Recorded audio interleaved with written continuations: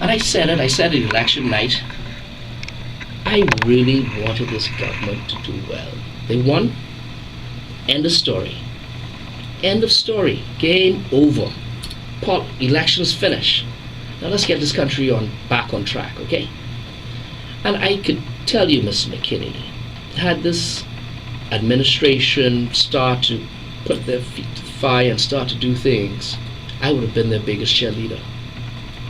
Because it's not about Branville McCartney or about any political party right now. It's about getting this country back on track. And if they were to do well, we all benefit, eh?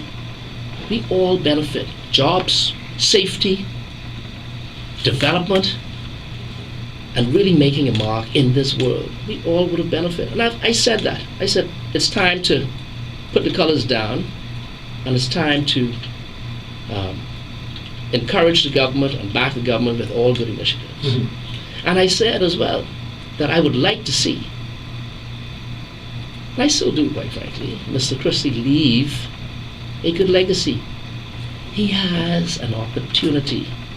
I don't know if he still has, but I know at the time he had an opportunity to leave a legacy, as I said, second to none. He would have seen and he would have been able to study Sir Lyndon and study the good and the bad.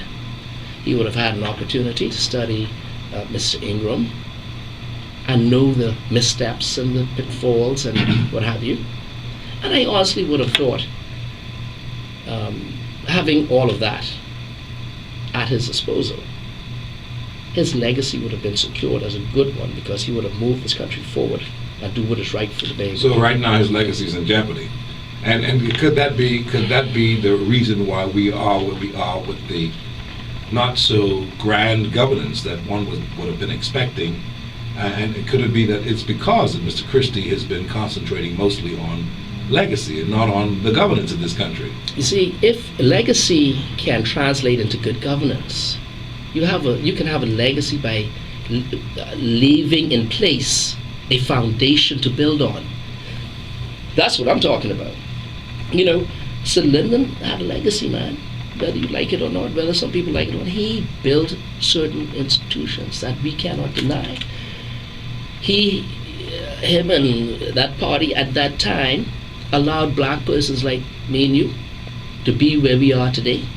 You can't deny that. Mm-hmm. That's a legacy. That's a legacy.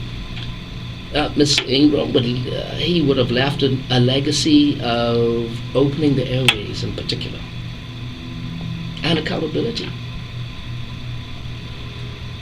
I don't see where we're going with this administration. There's been enough. You mean you see no glimpse of what could be a legacy? Not anymore. Even in this second non-consecutive term for Mr. Christie Branville McCartney? Because of what this government is saying is forthcoming. Now I know there's been some missteps with the last referendum, which was a whole, I mean, any other developing country or first world country would have kicked them out after that referendum. Point blank. But what I see forthcoming, what this government has promised, they've promised to put a financial burden on the backs of Bahamian people, young, old, middle class, and poor. The value-added tax. The value-added tax. Mm-hmm. And I know Mr. Christie mentioned the other